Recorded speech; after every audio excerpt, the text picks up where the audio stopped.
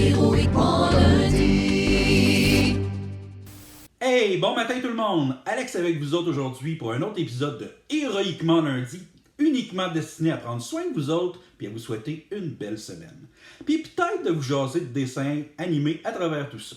La semaine passée, je vous ai parlé de Garfield qui aimait pas ses lundis puis à quel point sa vie faisait pas de sens. Par chance, Garfield il est pas tout seul dans sa déconfiture. Il y a aussi son désormais célèbre compagnon de vie, le chien Odie. Et je suis si heureux d'être moi. Et nous sommes heureux de ne pas être Odie.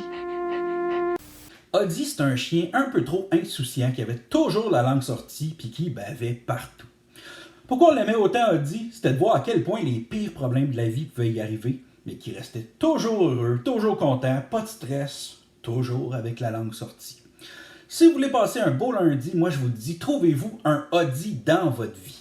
Que ce soit dans votre famille, vos amis, au boulot, on a tous cette personne-là qui arrive tous les malheurs du monde, des histoires sans queue ni tête, des bad luck, mais qui garde toujours le sourire.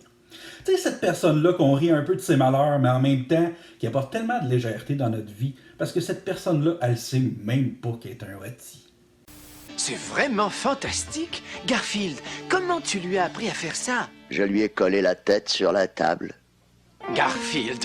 Dans ma vie, j'ai eu la chance de côtoyer un Odie au cégep et à l'université quand j'étais en musée. Cet Odie-là, il arrivait toujours en retard aux pratiques, il n'avait pas ses partitions, il se faisait toujours ramasser par le prof pendant que nous autres, on riait dans son dos. Puis surtout, il arrivait avec une botte puis un soulier d'un pied.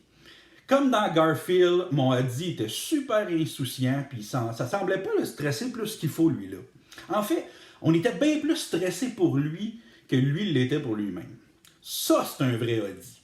Petite parenthèse, c'est vrai qu'il avait toutes les qualités d'un Odie, mais c'était vraiment un sacré bon musicien.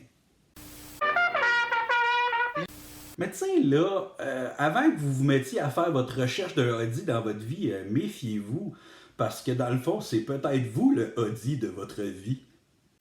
Tu sais, Garfield l'avouera peut-être jamais, mais dans sa solitude, il apprécie bien gros que son Odie soit là. Un Odie, c'est pas mal toujours nonchalant, mais toujours loyal, puis disponible. On apprécie notre Odie. On a besoin de notre Odie.